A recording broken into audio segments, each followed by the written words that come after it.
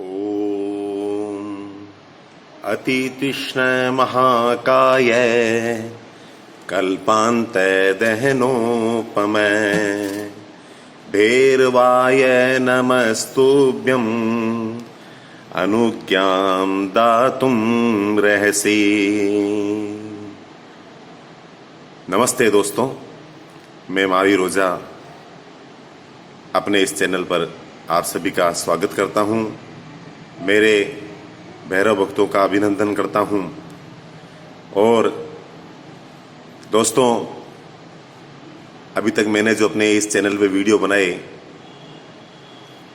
वो काल भैरव की उत्पत्ति, बटुक भैरव की उत्पत्ति और उनका रहस्य, और स्वर्णाकर्षण भैरव की साधना, उनका रहस्य। तो मेरे बताने का मतलब ये था कि आपको ये जानकारी होना चाहिए, ये पता होना चाहिए कि काल भैरव की उत्पत्ति किस कारण से हुई, बटुक भैरव की उत्पत्ति किस कारण से हुई और स्वर्णाकर्षण भैरव की उत्पत्ति किस कारण से हुई, इनका जन्म, इनका अवतार किस कारण से हुआ। तो आज जो विषय में लेकर के आपके सामने आया हूं वह है काल भैरव की साधना। बहुत से दोस्तों ने मुझे लिखा कि भाई आप काल भैरव की साधना, उनके मंत्र के बारे में बताइए और उनकी साधना क्यों की जाती है। तो आज जो विषय है वह है काल भैरव की साधना, यानी महाकाल भगवान काल भैरव की साधना क्यों की जाती है। तो दोस्तों, काल भी जिनसे भय खाता है, जिनसे घबराता है, तो ऐसे हैं हमारे महाकाल भैरव।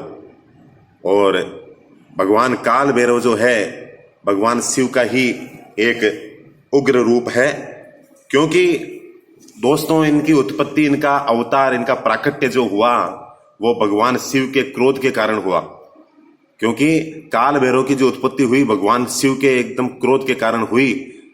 तो हमारे महाकाल भैरव की आराधना एक तरह से समझ लीजिए कि उग्र रूप की आराधना है। तो इनकी आराधना क्यों की जाती है, यानी कि इनकी आराधना अपने जीवन में क्या संकल्प लेके करें। अगर आपके जीवन में, क्योंकि इनकी आराधना जो की जाती है वो शत्रुओं पर विजय प्राप्त करने के लिए, यानी शत्रुओं पर विजय प्राप्त करने के लिए इनकी आराधना की जाती है। केस मुकदमे में जीत के लिए इनकी आराधना की जाती है, या घर के अंदर कोई ऊपरी बाधा हो, घर के अंदर कोई ऊपरी बाधा हो तो उसके लिए इनकी आराधना की जाती है। तथा कुंडली के अंदर अगर कोई अकाल मृत्यु का योग हो, कुंडली के अंदर अगर कोई अकाल मृत्यु का योग हो, अष्टम स्थान आपका एकदम कमजोर हो, तो इनकी आराधना विशेष रूप से करें। और अगर कुंडली में शनि राहु केतु का दोष हो, अरिष्ट योग हो, कुंडली के अंदर कुंडली में शनि राहु केतु का अरिष्ट योग हो तो इनकी आराधना विशेष रूप से फलदायी है, इनकी आराधना विशेष रूप से फल प्राप्त करने वाली है। तो इनकी आराधना अकाल मृत्यु के निवारण के लिए, क्योंकि इनका नाम ही काल भैरव है, यानी जो काल पे विजय प्राप्त कर ले, ऐसे हमारे महाकाल भैरव है। तो इनकी आराधना जो की जाती है, काल भैरव की आराधना अकाल मृत्यु को निवारण के लिए, क्योंकि अकाल मृत्यु वो मरे जो काम करे चंडाल का, और काल भी उसका क्या बिगाड़े जो भक्त हो महाकाल का। तो ऐसे हमारे महाकाल भैरव की आराधना के बारे में आज मैं आपको बता रहा हूं। तो दोस्तों, इनकी आराधना आप एक दिन की भी कर सकते हैं, 11 दिन की भी कर सकते हैं, 21 दिन और 41 दिन, जैसी आपकी शक्ति है। क्योंकि आप सबसे पहले तो यह निश्चित करना होता है कि आप कौन सा मंत्र ले रहे हैं और उस मंत्र के आप कितने जाप करेंगे।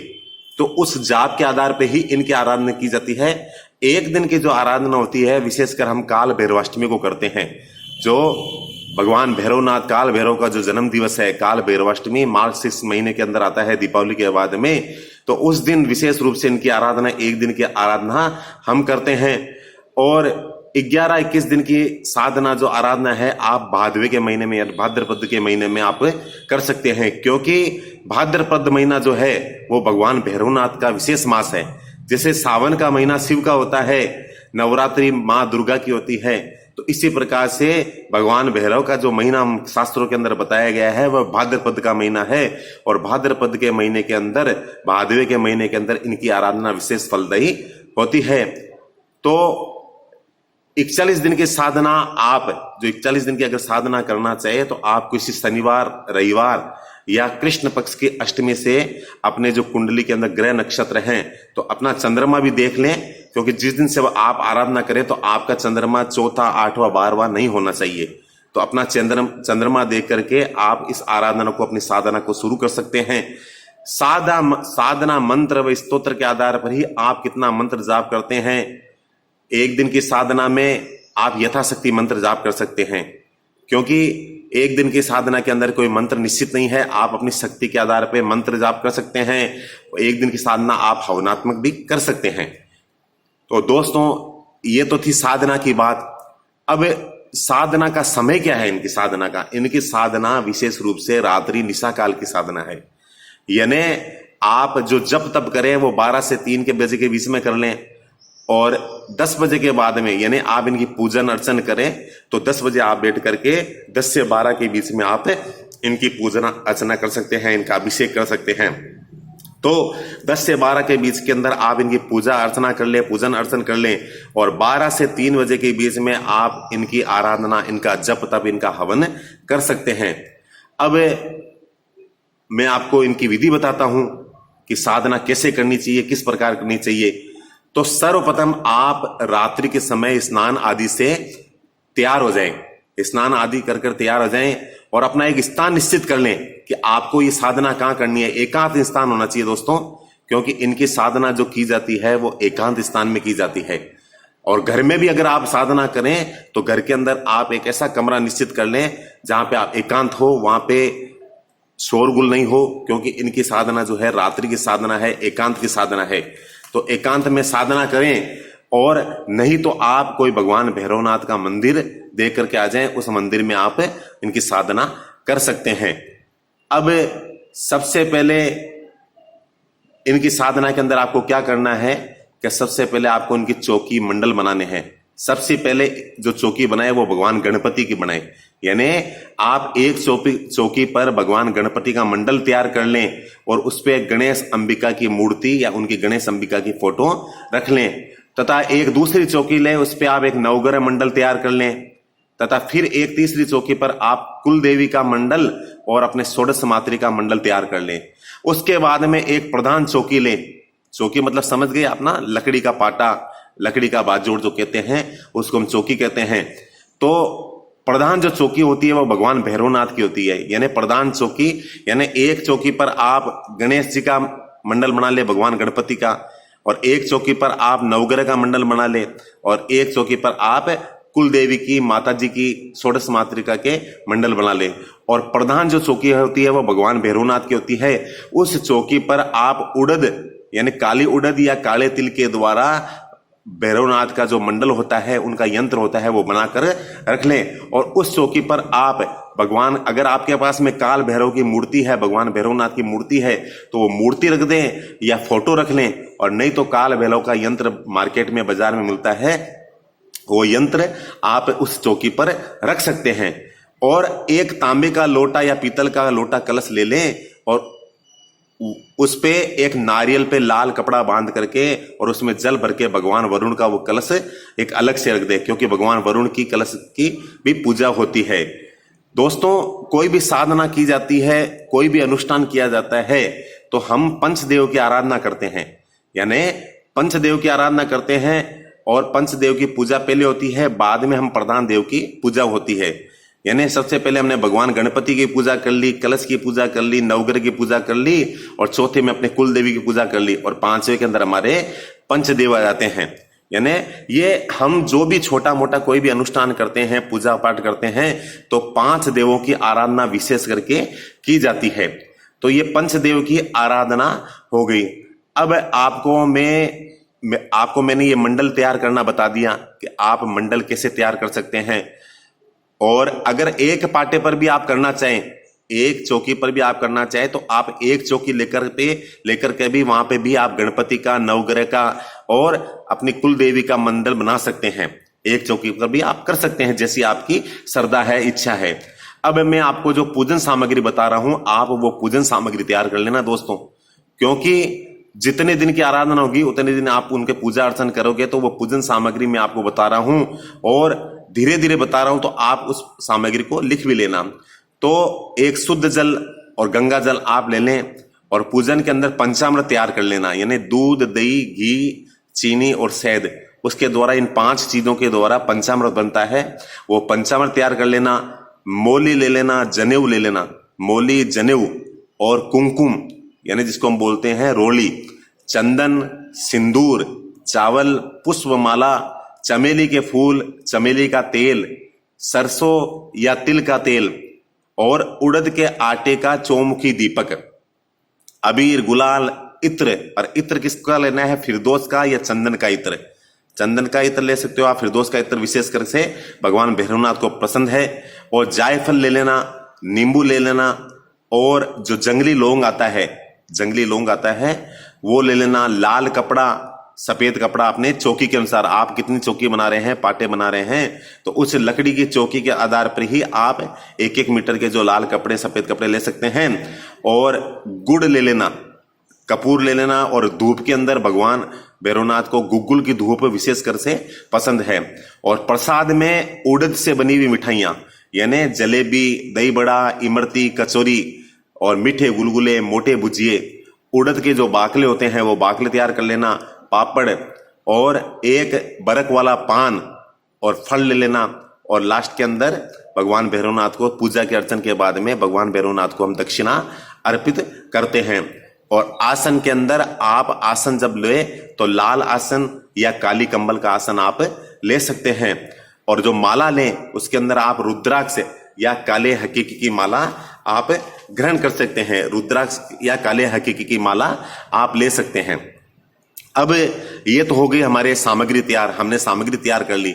अब करना क्या है आपको कि रात्रि को नहा धो करके 10 बजे आप अपने पूजा स्थल पर आकर के बैठ जाएं और पूजा स्थल पर आकर के बैठ करके और भगवान का स्वस्ति वाचन मंगल पाठ करें, सभी देव देवताओं का आह्वान कर लें। अगर आपको आह्वान नहीं आता है तो आप ऐसे ही भगवान ऐसे बोल सकते हैं, श्रीमन महागणाधिपतिये नमः, लक्ष्मी नारायणाभ्याम नमः, उमा महेश्वराभ्याम नमः, वाणी हिरण्यगर्भाभ्याम नमः, सची पुरंदराभ्याम नमः, माता पितृ चरण कमलेभ्यो नमः, इष्ट देवताभ्यो नमः, कुल देवताभ्यो नमः, ग्राम देवताभ्यो नमः, स्थान देवताभ्यो नमः, वास्तु देवताभ्यो नमः, सर्वेभ्यो देवेभ्यो नमः, सर्वेभ्यो ब्राह्मणेभ्यो नमः, सर्वेभ्यो सद्गुरु चरण कमलेभ्यो नमः, ओम सिद्धि बुद्धि सहिताय से महागणाधिपतिये नमः, एतत् कर्म प्रदान देवता भगवान काल भैरवाय नमः है। तो इस प्रकार से आप उनका आह्वान कर सकते हैं। अब आपको क्या करना है दोस्तों? संकल्प करना है, क्योंकि संकल्प के बिना आप जो ये पूरे पूजा पाठ जो जप तप कर रहे हैं ना, वो कोई फलदायी नहीं होगा, उसका कोई फल नहीं मिलेगा। क्योंकि आप संकल्प किस लिए कर रहे हैं, यानी आपकी मनोकामना क्या है, आप कौन सी मनोकामना, क्या आपकी इच्छा है, तो वो भगवान काल भैरव के आगे रखें। अब संकल्प में क्या करना है? हाथ में अक्षत लेना है, चावल लेने हैं, पुष्प लेने हैं और थोड़ा सा जल और दक्षिणा लेकर के, एक सिक्का लेकर के, और आप संकल्प करें।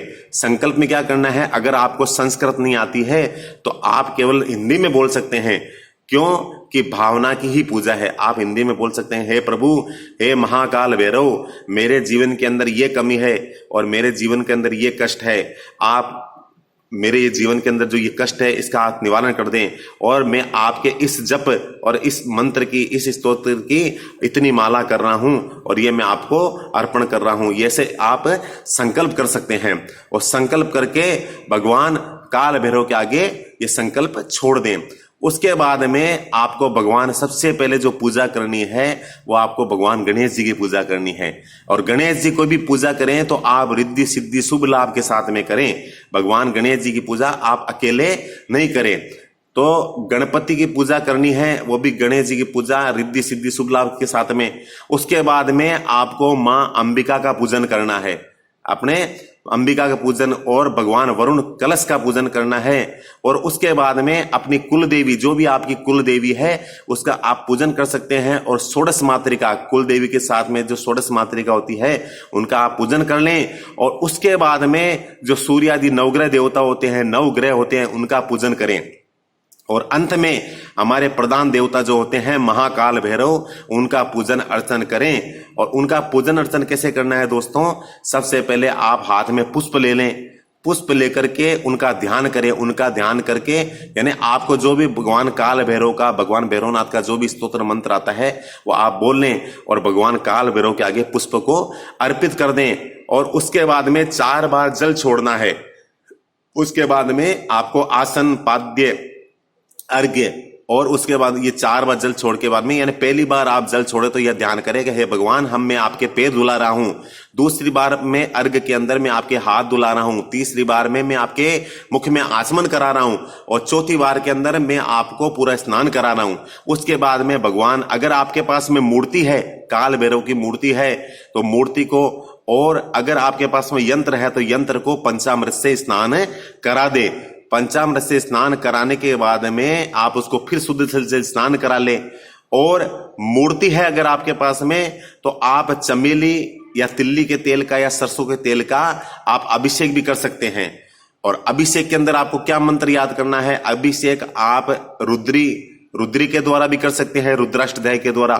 जो रुद्राष्टध्याय के अगर आपको लंबा समय करना है और बड़ी विधि विधान से आपको अगर पूजा करनी है, तो भगवान काल भैरव की अगर आपके पास में मूर्ति है तो उस मूर्ति का आप रुद्राभिषेक, रुद्राष्टध्याय पाठ के द्वारा कर सकते हैं। नहीं तो 16 मंत्र आते हैं रुद्र सूक्त के, उन 16 मंत्रों के द्वारा आप भगवान काल भैरव का अभिषेक कर सकते हैं। तो नहीं तो भैरव का 1000 नामों का एक स्तोत्र पाठ है, भैरव सहस्त्र नाम स्तोत्र पाठ, उसके द्वारा भी आप अभिषेक कर सकते हैं। और आग संक्षिप्त में करना चाहें तो भैरव जी के 108 नाम के पाठ का स्तोत्र है अष्टोत्तर, यानी भैरव अष्टोत्तर शतनाम स्तोत्र पाठ, उसके पाठ के द्वारा भी आप उनका अभिषेक कर सकते हैं। और ये अभिषेक करने के बाद में भगवान भैरवनाथ की मूर्ति को या उनकी यंत्र को आप शुद्ध जल से स्नान करा करके वापस से उस चौकी पर, उस आसन पर विराजमान कर दें। और बाद में आप वस्त्र के रूप में मोली का वस्त्र पहना दें। और भगवान भैरवनाथ, जो पूजा मैं आपको ये बता रहा हूं वो सभी की पूजा करनी है, गणेश जी की पूजा जैसे भी आप कर सकते हैं। तो भगवान भैरवनाथ को मोली का वस्त्र पहरा दें। उसके बाद में आप यज्ञोपवीत यानी जनेऊ पहरा दें और एक बार आचमन करा दें। उसके बाद में चंदन का तिलक लगा दें भगवान भैरवनाथ को, फिर कुंकू का तिलक लगा दें। उसके बाद में सिंदूर चढ़ा दें, चमेली का तेल मिला करके थोड़ा सा आप सिंदूर भगवान भैरवनाथ को लगा सकते हैं। उसके बाद में भगवान को अक्षत चढ़ा दें, चावल चढ़ा दें। और एक चमेली के फूल की पुष्पमाला है या मोगरे के फूल की पुष्पमाला है तो वह आप भगवान भैरवनाथ को अर्पित कर दें। और नहीं तो आप जो पुष्पमाला आपको मिले, गेंदे के फूल की पुष्पमाला, तो वो भी भगवान भैरवनाथ को आप अर्पित कर सकते हैं। पुष्पमाला चढ़ाने के बाद में आप दुर्वा वगैरह चढ़ा दें, बिल्व पत्र चढ़ा दें। और उसके बाद में भगवान भैरवनाथ को अबीर, गुलाल इत्यादि और इत्र चढ़ा दें। इत्र चढ़ाने के बाद में भगवान भैरवनाथ को गुग्गुल की धूप कर दे। धूप करने के बाद में हाथ धो करके भगवान को जो मैंने प्रसाद बताया आपको सामग्री के अंदर, वो सभी प्रसाद भगवान भैरवनाथ को अर्पित कर दें। प्रसाद जलेबी, इमरती, कचौरी, समोसा, मोटे भुजिया, उड़द के वाकले हैं और दही मिला हुआ उड़द, उस पर थोड़ा सिंदूर लगा हुआ, इस प्रकार से भगवान भैरवनाथ को प्रसाद चढ़ा दें। अब भैरवनाथ को आपको मदिरा अर्पित करनी है। मदिरा अर्पित करनी है तो मदिरा के अंदर क्या होता है दोस्तों, अगर आप ब्राह्मण हो तो हम सात्विक पूजा करते हैं तो तांबे के लोटे के अंदर आप दूध डाल लें। तांबे के लोटे में दूध डाल करके और उसमें थोड़ी किशमिश डाल दें, थोड़ा गुड़ डाल दें और यह भगवान भैरवनाथ को मदिरा अर्पित कर दें। अगर आप क्षत्रिय है, वैश्य है, तो आप वैसे जो बाजार में मदिरा मिल सकती है वो भी आप काल भैरव को चढ़ा सकते हैं, क्योंकि इनकी आराधना अलग रूप की आराधना है। सात्विक आराधना में हम ब्राह्मण लोग कर सकते हैं। तो ये मदिरा अर्पित कर दें और बलि के रूप में आप नींबू काट करके चढ़ा दें भगवान भैरवनाथ को। बलि के रूप में एक नींबू ले लें, हरा नींबू लेकर के उसको काट करके उसके सिंदूर लगा करके भगवान भैरवनाथ को अर्पित कर दें। और एक जायफल ले लें, एक दीपक, मिट्टी के दीपक के अंदर थोड़ा कर्पूर डाल के उसको जला करके और जायफल का भोग भगवान भैरवनाथ को लगा दें।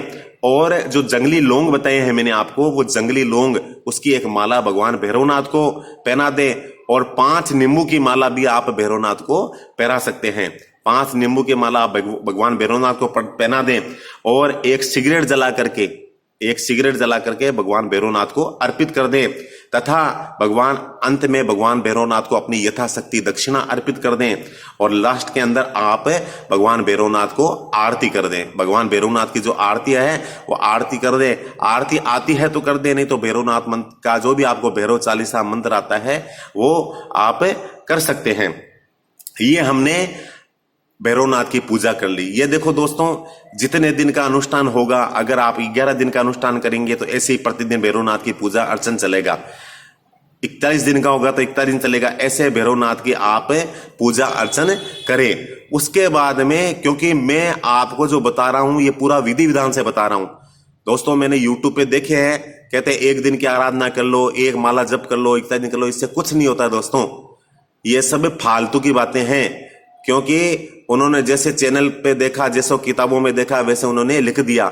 स्वयं ने आराधना नहीं की, खुद आराधना करे, खुद तपे, तब पता लगता है दोस्तों। क्योंकि गैस को जला करके आपने गैस पे दूध चढ़ाया है और गैस को ऑन करके वापस आप बंद कर दोगे तो वो दूध गर्म नहीं होगा दोस्तों। क्योंकि अगर आपको दूध को गर्म करना है तो 100 डिग्री टेम्परेचर पे, यानी गैस को जला करके आपको एकदम 100 डिग्री टेम्परेचर उसका ताप रखना पड़ेगा और उसके बाद में ही वो दूध उफनेगा, दूध गर्म होगा। तो अगर आप कोई मंत्र जाप करते हैं तो उसकी एक संख्या होती है दोस्तों, अलग अलग मंत्रों की संख्या होती है, उन संख्याओं का जाप करना होता है, तभी वो मंत्र जाप हमारे को फलदायी होता है। और नहीं तो आप भक्ति के द्वारा, क्योंकि भगवान को हम भक्ति के द्वारा प्रसन्न कर सकते हैं, प्रेम के द्वारा भगवान को वश में कर सकते हैं। लेकिन जब आप कोई आराधना साधना करें तो उसके अंदर एक मंत्र की संख्या होती है। तो ये मैंने आपको विधि विधान बताया। भगवान भैरवनाथ की जो पूजा अर्चना है इस प्रकार से करनी है। इसके बाद में आप बीच में कोई गैप लेना चाहे, ब्रेक लेना चाहे तो आप ले सकते हैं, चाय जलपान कर सकते हैं और अपने आसन पर आकर के बैठ जाएं और मुंह हाथ धो लें और न्यास करना है। जो देखो भगवान का जो मंत्र होता है उसके न्यास होते हैं, तो वो आप न्यास कर लें। करन्यास अगन्यास करने के बाद में आप एक मंत्र चुन सकते हैं। तो मैं आपको मंत्र बता रहा हूं, भगवान भैरवनाथ के जो बीज मंत्र हैं वो भी बता रहा हूं, भगवान भैरवनाथ का काल भैरव का मूल मंत्र है वो भी मैं आपको बता रहा हूं। तो वह आप भगवान भैरवनाथ का जो मंत्र है वो आप चुन सकते हैं। सबसे पहला मंत्र है दोस्तों, ओम काल भैरवाय नमः। ओम काल भैरवाय नमः, यह भगवान का बीज मंत्र है।